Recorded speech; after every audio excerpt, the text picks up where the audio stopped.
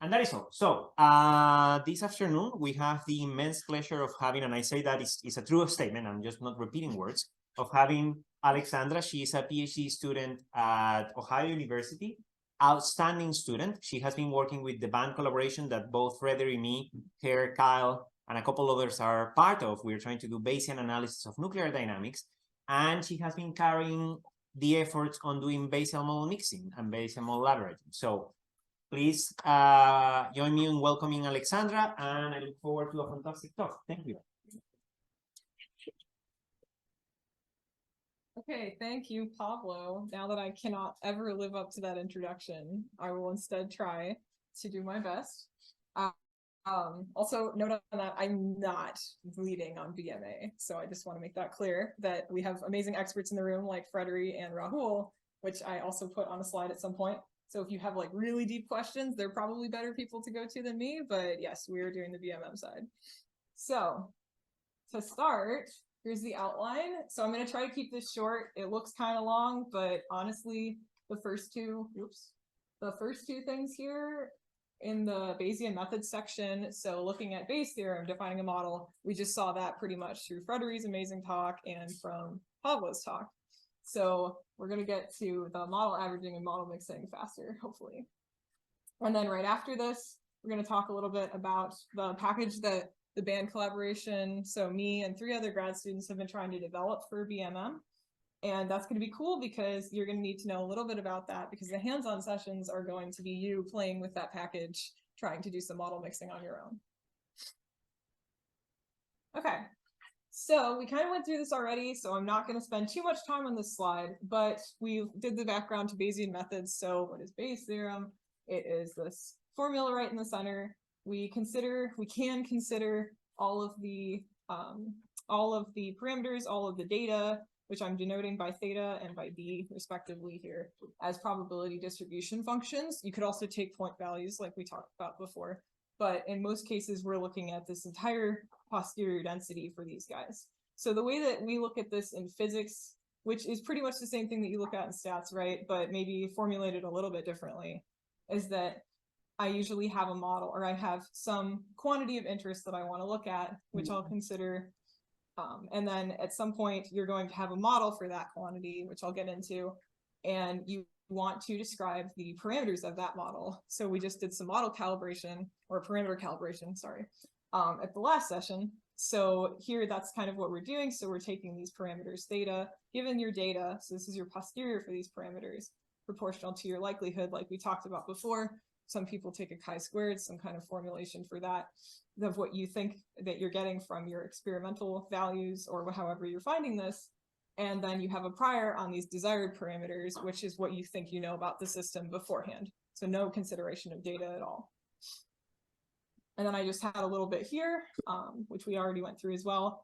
But just to kind of jog your memory, frequentist statistics looks at this in kind of the reverse way, where you are doing these experiments many, many times to get these, to look at how these models fit with your data. Whereas for Bayesian statistics, you're taking the data as you're given and you're trying to estimate these parameters of your model so that it better fits the data. So we're kind of going to take a step back, I guess, from what we've seen before. So a lot of the stuff that Pablo talked about was calibrating parameters for these models. Now we're going to be looking at how I define a model and how I can choose different models from a set that I have to see which ones are the best ones, or maybe if there's some combination of those models that works better than just taking one of them. So how do you define this? So you can have your experimental data from some nuclear physics process. So say like we had the nuclear masses example before with binding energies, and you have something like this. So you've measured these data points, and you want to understand however this underlying phenomena is working in your physics model or in your physics system to give you these experimental points.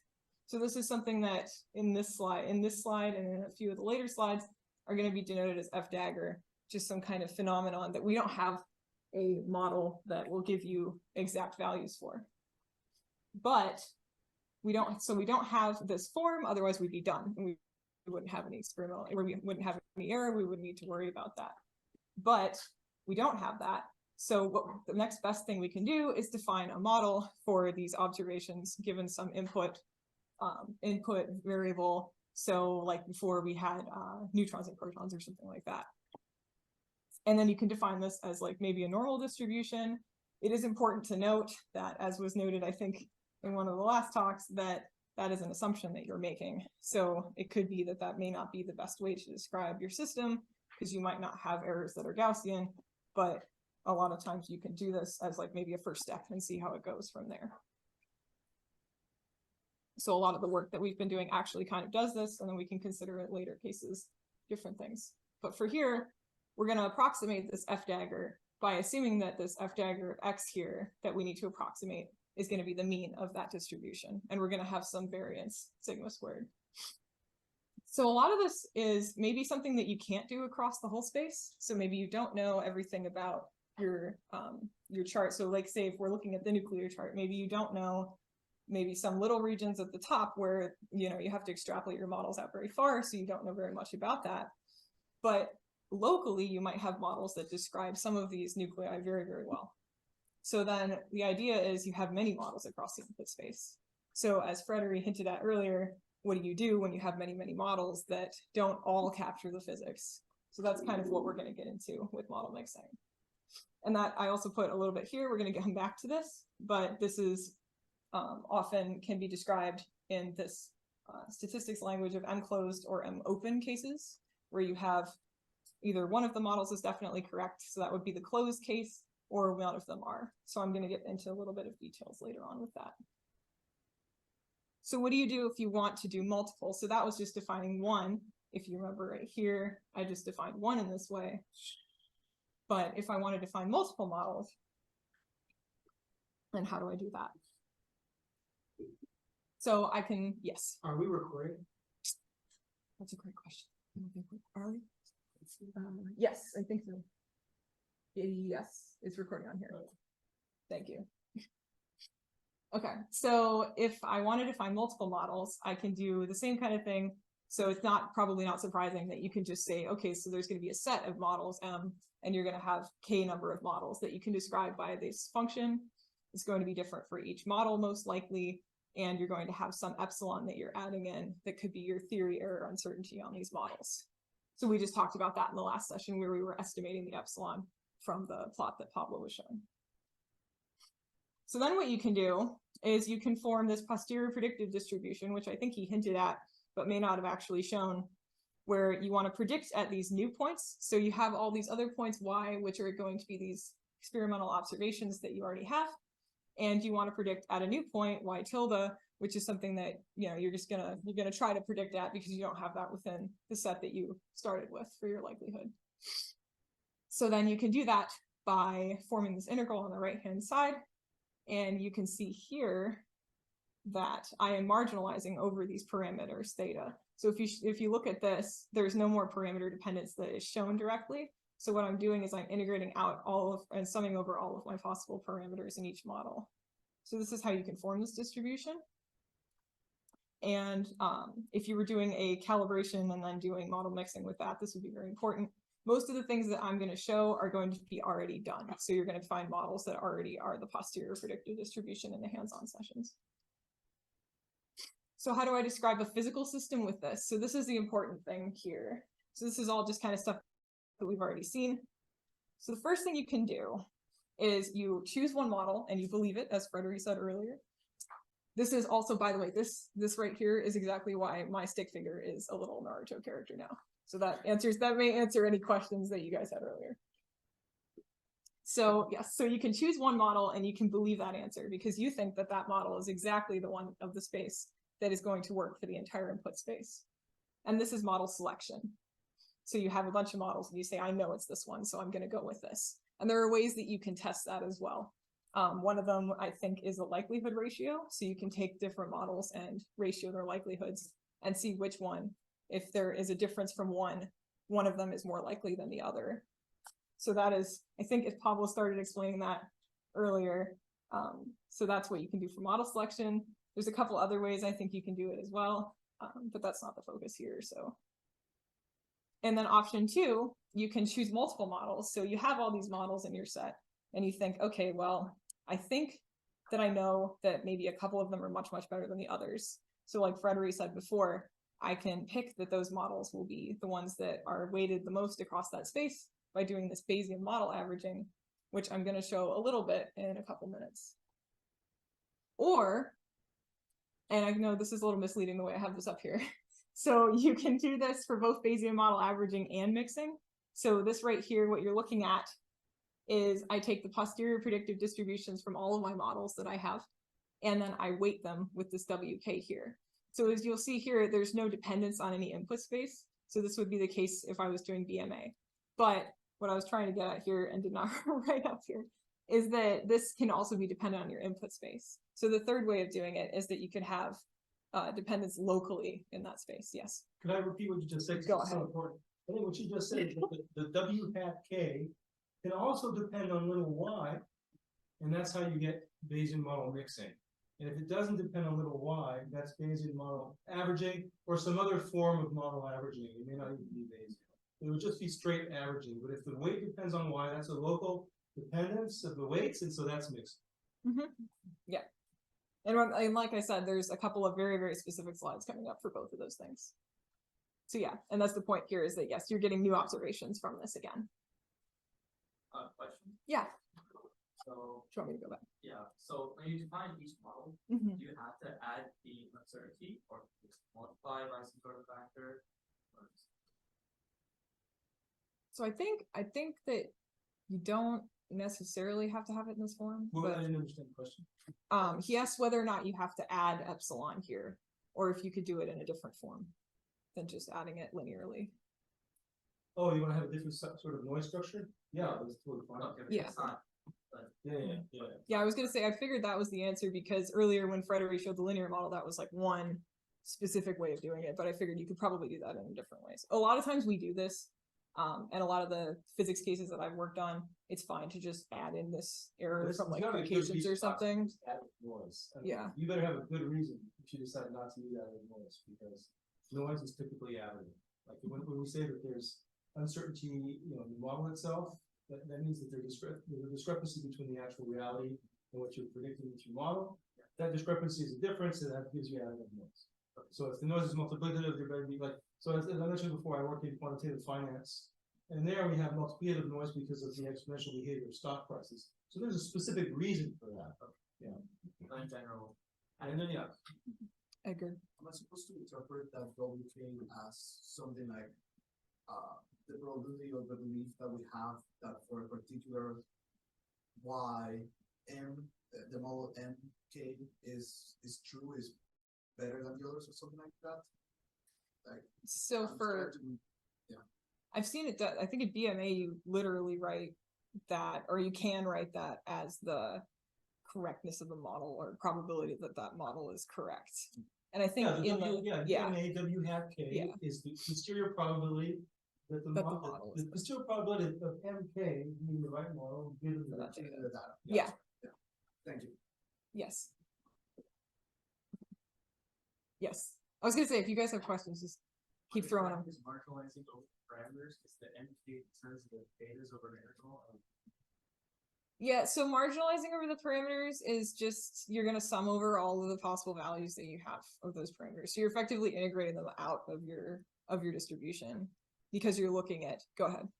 I think maybe there's just an MK missing from the, Yeah, I think there is supposed to be one here. That is a good point. is that the question? There's an MK missing from one. So yeah. Yeah. Yeah. Right here. MK right here. Yeah. Yeah, sorry about that. That is supposed to have an MK there. But yes, yeah. So assuming that that is here, then that's what you're doing. Yes. Yeah, I'm trying to remember why saying so WK depends on y. Why not if it depends on x? In my brain, it's like, oh, in this domain, this area, Mhm. some models it's good, others not. But you're saying it's the output. So when I write the model as y given x, that already has that dependence. So when I do this, I do think of it the exact same way that you're saying. So usually I would write And in this slides later, I think I also have this formulated a little bit differently, notation, where this is dependent on X. So yes, like I think of it as dependent on the place in the domain. That is true. But yes, but you can say it like that too, because that value is Y, and Y is given some X in some domain. That would assume that you defer here. Right? We have two Y's for, sorry, we have two X's for given Y. That's correct. Yeah, that's a good point. I don't think I've seen that in anything that I've done yet, though. So, you know, I get confused sometimes with this stuff, right? So I think the one thing that we could interpret here is that there's a parameter floating around that's a theta that you have to determine because it will determine the models. The X's and the Y's might be observed. So when we write in the middle line and then the bottom line, when we write just Y, there's also an X in there. So it could be conditional on both the X's and the Y's if they happen to both be observed, which is a typical scenario. Does that make that? Like if what we're looking for is theta, yeah, then the X's and Y's are both observed, and so that observation. Yeah, yes, that would be true. Yeah. Every time you see a Y, there's also an accompanying X with it. Yeah. I think that if I'm doing this fully, I guess if I would say fully Bayesian, then I would be seeing, then that would make sense. Usually when I do this, and you'll see this later, like I said, usually a lot of the stuff that we've been working on so far, because we're in like the baby steps still, we don't actually do the calibration of theta. So a lot of times we just think of it with the Y's and X's as something with, or X is something that I can play with, and Y is the observations that I have for those. Yeah. So and if you look back at the first technical slide that I had for our presentation, we make exactly the same point in reality. So you know, we can think of X as being something we're trying to predict, and Y as being the observation. Or we can think of theta as being something that we can predict. And if somebody tells you, oh, there's also these X's and Y's that are related, then that X is no longer have the interpretation of something you're trying to predict. It's part of the data. So that's why I said in one of my slides that you want to think of your theta as the X. And that's why in my slide I had a Y and a Y prime. Now, if you look back at the Y and the Y prime in the slide that I had, in this case here, it would be X and Y. That would be my Y prime. So again, Louis de Broglie, you know, trying to channel here, flipping between all these different, you know, ways of writing the same ideas. Yeah. Okay. All right, so I just wanted to come back to this for a second. So the two different cases, sometimes you'll see in the literature. So I think I just threw this in here mostly just like, so if you guys come across this, if you look at something that's M closed, that implies that the set M has all the models in it that you think are possible for this situation. And it should contain the true model in there somewhere. So usually your assumption is that I'm pretty sure that one of these models is the one that I want. So the way to figure that out might be through the Bayesian model averaging. And if I pick all of these weights, which I'll be showing you, then, and I add some data to this, and the more data I add, I theoretically will get this likelihood of the perfect model showing up as more and more of a sharper peak. So that one should be the one that comes out as the perfect model. So you kind of converge towards that model in a way. So the M open case though, which I think is more, if I'm thinking about this correctly, this one is the more common one that at least I've seen in nuclear physics, right? So most cases, you don't know if any of the models that you have are the right one, because they might have discrepancies in some regions with each other, or they might be missing physics and you know they are, but you don't know how to include it, or you don't have enough observational data to include it, stuff like that. So then what you want to do is be open to introducing new models to the set, which could be something that you construct as well, depending on how the mixing works. If you need to interpolate between models or something like that, which we'll get to. But the basic assumption is that none of the models are perfect. So we have to construct one from the ones that we have that will best describe your system. So some Bayesian model averaging. It's a busy slide, but this is kind of everything that I could put about Bayesian model averaging that I know on one slide. Because as I put at the bottom, not an expert on this one, but it is very interesting. And there are very interesting cases that have been covered in the literature, including nuclear masses. And as I put down here, some of them actually are not completely overlapping in their domains. So that's kind of interesting because you can do some very interesting stuff with this. So Bayesian model averaging, as I said, is competing models over the domain. So I can write this out as looking for some quantity of interest Q. So now, yes, the notation has changed again. So apologies for that. That's good. Yeah. As you guys said, we totally planned this. This is just to keep you on your toes. So yes, so this is the quantity of interest that we're looking at, and we have some data. So in this example, I assume maybe there's some model that describes most of the nuclear chart. Maybe it doesn't do great in some areas, but you can get extrapolations or you can get predictions from it in most areas. And maybe you have another model. So in like just a simple 2 model case, I want to see which one is, or if I want to see which one is the most perfect one, I can try Bayesian model averaging, where I take the posteriors of the individual models and I multiply them, as Frederick said earlier, by their model probability that they are correct given this data in each of these places. So then this is all you're seeing here. So you actually recognize from here that this is Bayes' theorem, but for the model. So MK given the data equals data given MK times the prior on the model. And then this is normalized. So you can do this for Bayesian model averaging, and the posteriors right here, again, you can do the same thing and marginalize over the parameters in the model. So then this case is exactly what I was saying before, except for this is the weight that you have for each model. So then the important thing to notice here is that for this kind of case, these are globally weighted across the entire space. You can put all your physics constraints in this guy, but you don't have this input dependent weight at each point. So this can work really well for some of these. And I put down here this paper that Frederick was on, or at least one of these Frederick was on, where they did some domain discrepancy ones. All right, so both of them he was on. You can talk about very sophisticated ways of looking at model averaging that actually account for maybe models that don't work across the entire domain. So that's very interesting as well. So as I said, though, this may not always be a good enough case, especially in a lot of these nuclear physics problems, where you might have some models that aren't really being weighted very well in certain places, even though they do better than the other ones because they have this global weight that they're getting. So then what we wanted to do is look at Bayesian model mixing, because you can include this locality into the weights. But it is important, like I said, to note that this is not just throwing this method under the bus and saying it doesn't work, because it does work very well in certain cases. Yes. So I wanted to mention that it's not as robust, because Bayesian model mixing, where you have locality of your weights, is just a generalization of Bayesian model averaging, because you don't have any constraint on how your weights are supposed to depend on the little y's. So it's a broader method. So of course it's going to work better in some cases. But what we've noticed, and people before us noticed this, is that if you don't have a large number of models to pick from, and you try to do, and it's even in initial data analysis, it always is a good idea to try Bayesian model averaging, because it's less computationally intensive, and you can do actually some of the work by hand. And so that's the scenario where, like, if you have 20 or 30 models to pick from, that's maybe too large of a number. When you do your Bayesian model averaging, all the weight will be concentrated on just a small number of models.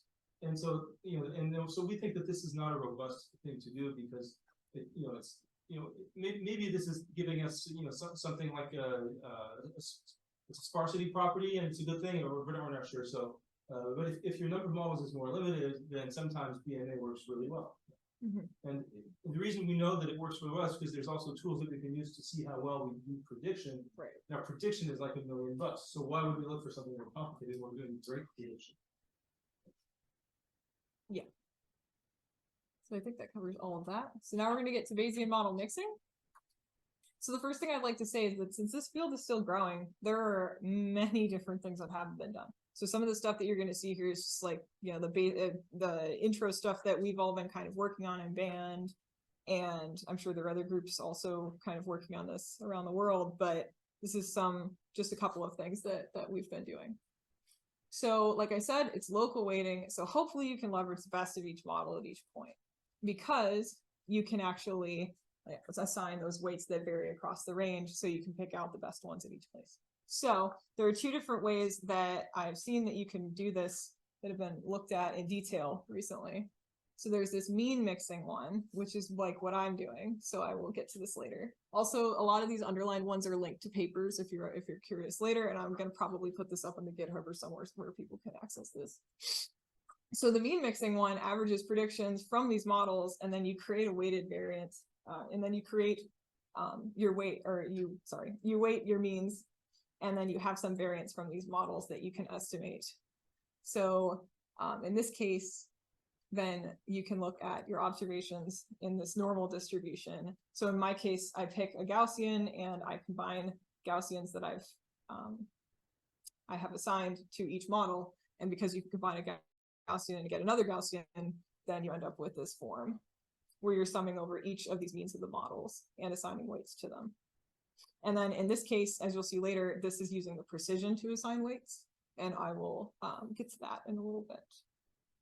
Density mixing is a little bit more inclusive in the sense of including all of the data that or all of the information that you have, because you have this posterior density. So theoretically, if you have a system where you can get the entire posterior density, then this one will actually let you mix that entirely, and you end up with a weighted posterior where you're still using these densities in here. So this is something that I haven't actually personally looked at, but I have some friends working on it that are doing a stochastic mixing in this case for nuclear masses. So yes. Okay. So then determining the weights is one of the biggest parts of this, because there are many different ways that you can do this. So if you think back to the way that I was describing it on the last slide, you might have this posterior, you'll have this mean from your posterior predictive distribution, and that's something that you can get from physics, or you can calibrate a model and get it that way. But then the weights are the way that you assign these weights is really going to affect how this model, how the mixed model comes out. So for my case, we're using the simplex constraint, which means that your weights have to sum to 1. This is just normalizing your weights across the entire space. And that is not necessarily, that is not necessary to do. But for us, it at least lets us see which one starts with the entire total weight. So maybe one of them is at 1, and then all the other models are at 0, and then you can see how it varies across the space. There's also unconstrained weights, which I have seen in this Bayesian additive regression trees, which I have some stuff about later for the hands-on sessions. But one of my friends in statistics is working on this, where his weights don't have to sum to 1, but he puts a prior on them so that they prefer that interval from 0 to 1. So you're trying to kind of get them to go there still, but if they don't, then it could indicate that the models that you have are not actually adequate for the entire set. So maybe you should have another model that you're including, or maybe you should make some corrections to that set. Well, meaning, so they might be summing to something less than 1, and that indicates that there's something missing. Yeah, I think I've seen greater or less than before. Oh, okay. Yeah, but yes, yeah, like where they actually start getting farther away from that, then the idea, yes, is that you don't have an adequate set. Yes, so then you can, like I said, you can add an interpolant, or you can change something about your models. But we have actually added an interpolant, and you guys will get to go through that later. So this example is also kind of busy, but I put all of the stuff on here about this one specific project and kept out the entire mixing part, because as I put at the bottom, this is one of the hands-on sessions. So this paper I worked on for the past year, well, a year ago for a year. And we were working on multivariate model mixing, which for us, that just means you're doing having more than one model. And we were working on this to emulate an EFT problem. So if you guys are familiar with EFTs at all, if you're not, that's fine. But if you are, you'll remember that they are series expansions that are supposed to converge to the actual model, that the underlying model in whatever phenomenon you're looking at. So in our case, we picked some that were asymptotic and some that were convergent, because we wanted to look at the kinds of models where maybe you have a N2LO or something like that. So you only have 2 or 3 orders in physics, because it would be really great in a system like this where they're supposed to converge to this true model to have ones like this that are very, very high number of orders, and you don't have that much space between them. But because we're physicists and most of our technology only works up to like 3 or 4 orders at the most, in theory, you can only do maybe n = 4 or something like that. So you're going to have a situation where some of your input space is super large and super unknown. So you might have models that work very, very well on different sides of your space. So how do you work through that? Well, you think maybe I can do Bayesian model mixing. So you can put these in a Gaussian form if you wish to, and estimate some variance based on the truncation orders that you haven't used. So you can usually, in an EFT situation, estimate the higher orders in that series with like a geometric sum or something like that, which if you have ever looked at this before, you'll remember that Jordan Melendez and Dick Fernstall worked on that before. So you can do this or you can make a pretty educated guess for your variances. And then these are going to turn into your precisions, as Frederick mentioned before, it's just 1 over the variance. So what I do with those is I combine them in this Gaussian over here, which is our model mixing procedure. So I create another Gaussian out of these two. I have a weighted mean now that actually depends on both models and their variances. And then I have this weighted variance. And then if I look at the weights are going to be drawn from these precisions. So if I look at the individual weights for each model, they will correspond to that. So a model that has a very, very large variance is going to have a smaller precision. So then that weight is going to be much smaller in that region compared to other models that might have a smaller variance. Another case using the exact same problem, go ahead. Could you go back real quick? Yes. I think this might be, if y'all look back at the slide deck that I presented this morning, the last 2 slides in that deck, I think that's what's over here on the right hand side. I think it's the same level. Might be. So there's I think it is. I think when you're talking about that, I think so, because you have to do that exact procedure to get this equation. Yeah. If you're curious. Yeah, if you complete the square, I'm pretty sure that's how you end up with this one. So, okay, so then this case is the exact same thing that I just talked about, except for we're using a different mixing method. So I was not on this paper, so I'm not an expert on this one, but I have learned a lot from John Ionati, who did this work, and he has been working with regression trees. So the way that they do this is they take some observations and they do the exact same weighting. So you have the exact same formula that I had before. You get some emulated model. So for them, they were assuming that this EFT is this model that they want to get, and they emulate to get the models for each, or true model, and then they emulate to get these 2 curves here. So they're the same things that I had before. I don't quite know which orders these are, but it's the same idea. So then how do they define the weights? So the weights, they use regression trees. So that's what this G is here. So I have not done this before, but from what I understand, you can use these regression trees, which are shown over here, to bisect the space and classify different areas in the input space using some parameters that you assign to these nodes. And then what you can do is regulate this using priors so that you kind of push these guys to what you would like to see. And then you can figure out the weights for each model given what these regression trees give you. So this is just one, but then they would have multiple for this kind of case. And this would all culminate in estimating this function for the weights. And this also, again, would be input dependent. So this is a little bit more of like a sophisticated way of estimating your weights. Yes? Sorry, I know it's not your work, but do you happen to know why that purple band shows you these kind of variance like has wiggles like that? Does that say something about what it shows to emulate the mixing? Or? So that might be because if I look, I'm like, I was gonna say, I'm like tilted while I'm presenting this, but it looks, It's the data that's there. yeah, it looks like the data points. So if you look really close, like they get really, really small here at where those points are.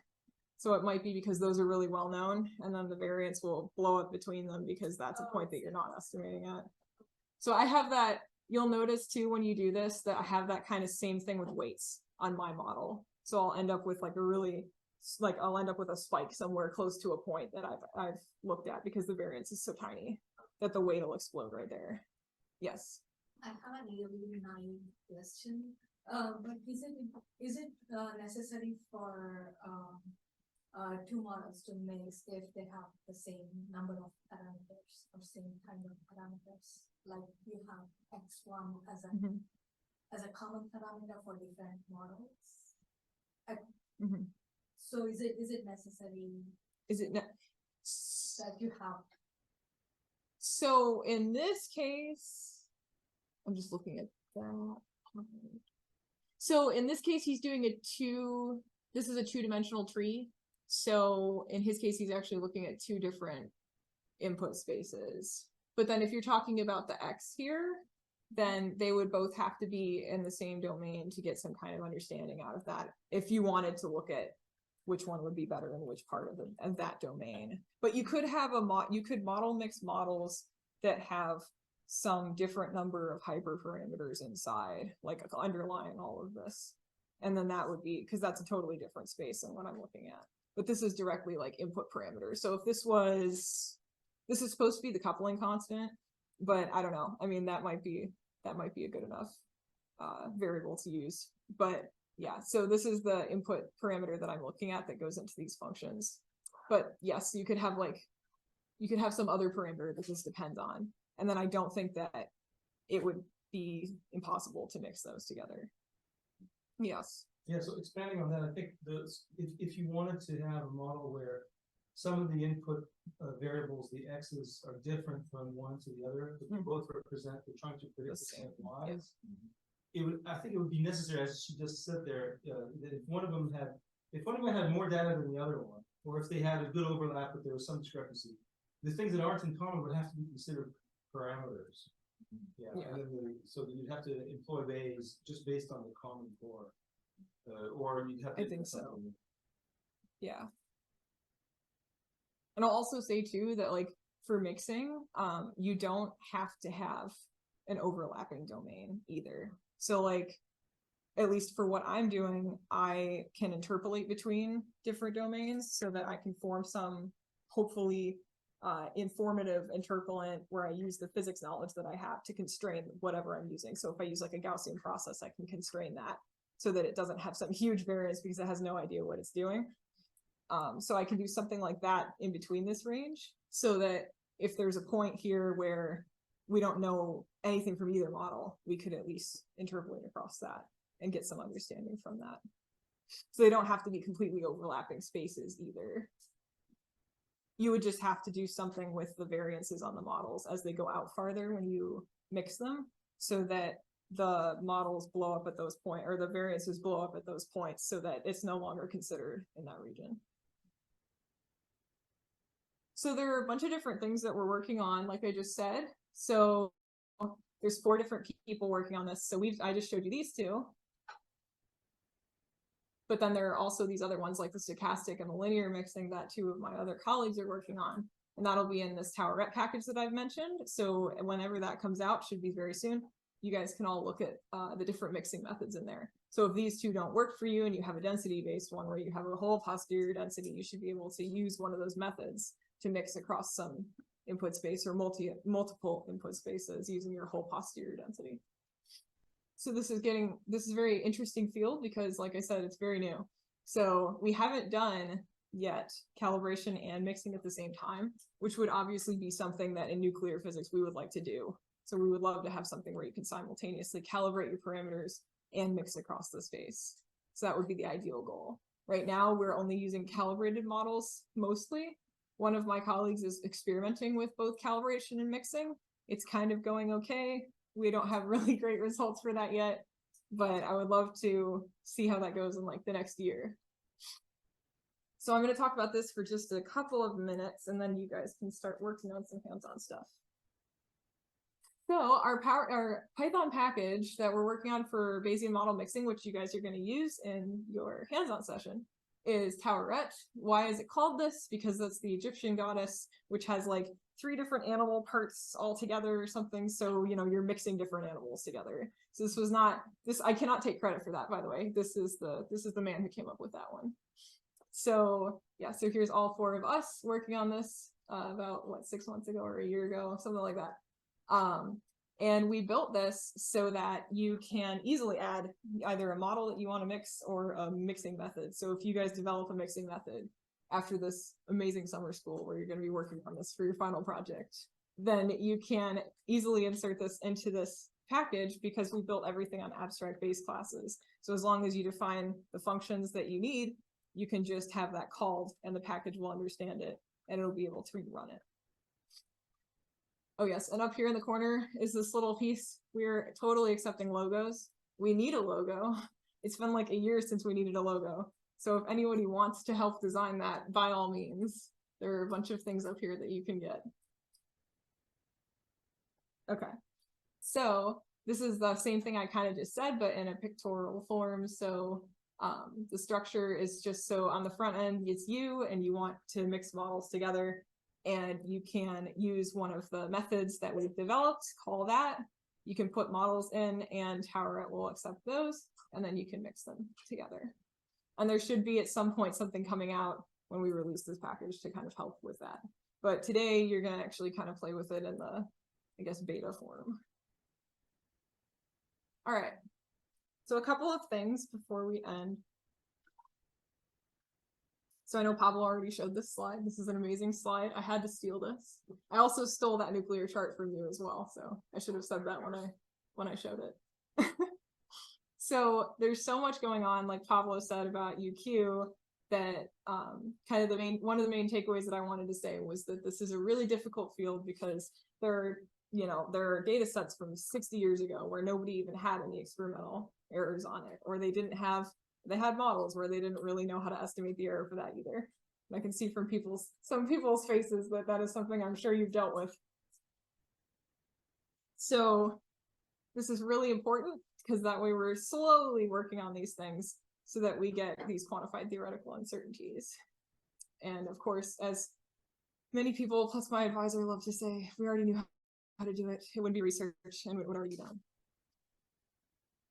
So a shameless plug real quick for the band collaboration who's been working on this, as Pablo already introduced. This is one of our main goals. We have many goals, but out of all of these, so emulation you'll see later, calibration you already saw, and mixing you're seeing right now, and experimental design you'll see later. Model mixing is one of these 4 kind of pillars that we're looking for, and we've been working on applying these to real world applications to help nuclear physicists' lives get better.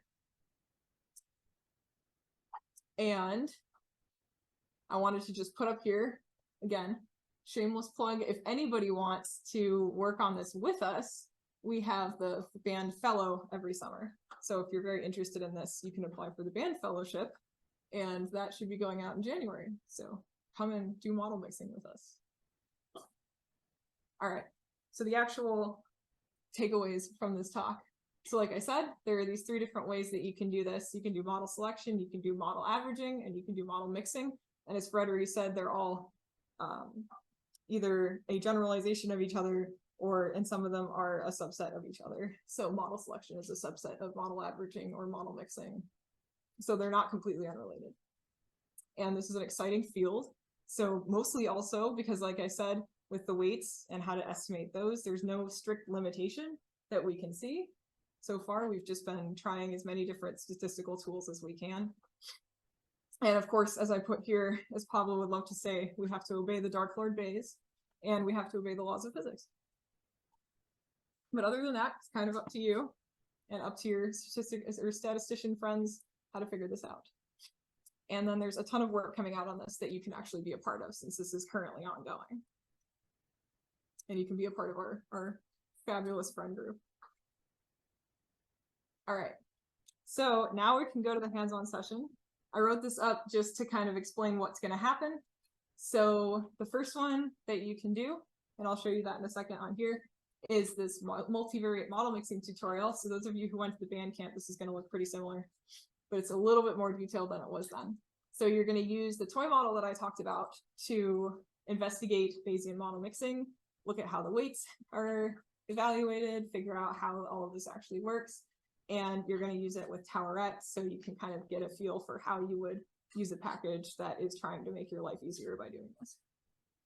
And then the second part of that is you can do model mixing with just the models, or you can do model mixing with an interpolant that you've designed to work in between those models. So then that one is going to be using a Gaussian process and using making a model wrapper for that and incorporating that into your mixer. And then part 2 is the challenge problems, which you may not get to, but I wanted to put them in because these are things that could be your final project. The first one is using isotopes from the nuclear masses to look at different mass models and see how the mixing changes across some isotope or some element and its isotopes across the nuclear chart. And then the second one is using additive regression trees, which I talked about a little bit, to mix mass models across the entire chart. So the really cool thing about challenge number 2 is that it's 2D. So not all of the model mixing methods that I showed are completely capable for more than 1 dimension right now, but this one is totally capable for multi-dimensional mixing. So you can actually look across Z and N and see how this all changes over the nuclear chart. So that's going to be really cool if anybody gets to that. So with that, I'm gonna cut this presentation. Okay. And then all I wanted to do before I kind of let you go is show you where this all is in here so that you're in the right notebook. So then if you look at the code space that Kyle so generously set up for us, you can go to the model mixing if this ever loads. There are multiple folders. So in the other one, you were in the practical base folder, and then this one will be in the model mixing folder. And you'll see a bunch of different things here. So the VMM masses is the CSV file you'll use for one of them. The challenge project 1 is the one I just mentioned with the nuclear masses. But the one that I want you to do first, in this session at least, is this one. So the hands-on session 1 is the multivariate model mixing one.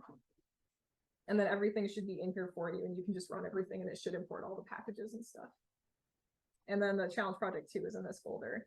That one requires Colab because I couldn't get the additive regression trees to work on code spaces because you need like 1,000 Linux packages that I did not have and already in here.